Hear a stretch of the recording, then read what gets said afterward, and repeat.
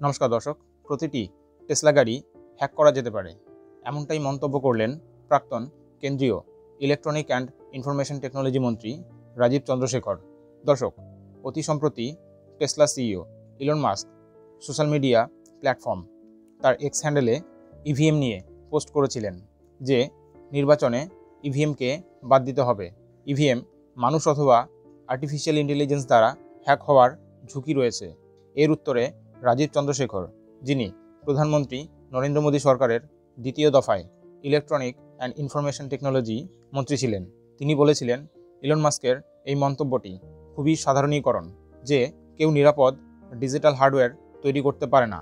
চন্দ্রশেখরের এই মন্তব্যে Elon Musk পুনরায় উত্তর দেয় এবং তার এক্স হ্যান্ডেলে পোস্ট করে যে কোনো কিছু হ্যাক করা যায়। মাস্কের এই পোস্টের উত্তরে চন্দ্রশেখর পুনরায় উত্তর দেয় এবং তিনি বলেন, তাহলে প্রতিটি টেসলা গাড়ি হ্যাক হতে পারে। এখানে তিনি টেসলা গাড়ির সিকিউরিটি নিয়ে প্রশ্ন তোলেন।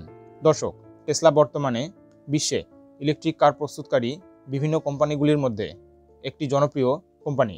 এই টেসলা কার বিশ্বে ইলেকট্রিক গাড়ির মধ্যে সবচেয়ে জনপ্রিয় গাড়ি বলা যেতে পারে। সমস্ত টেসলা কার স্ট্যান্ডার্ড কানেক্টিভিটির সাথে আসে, যার মধ্যে সেলুলার ডাটা এবং ওয়াইফাই সংযোগের ব্যবস্থা রয়েছে। নেভিগেশন সফটওয়্যার আপডেটের জন্য ইন্টারনেট প্রয়োজন হয়। চন্দ্রশেখর বলেছেন, ভারতের ইভিএমে কোনো ধরনের কানেক্টিভিটি নেই, না ব্লুটুথ, ওয়াইফাই, না ইন্টারনেট।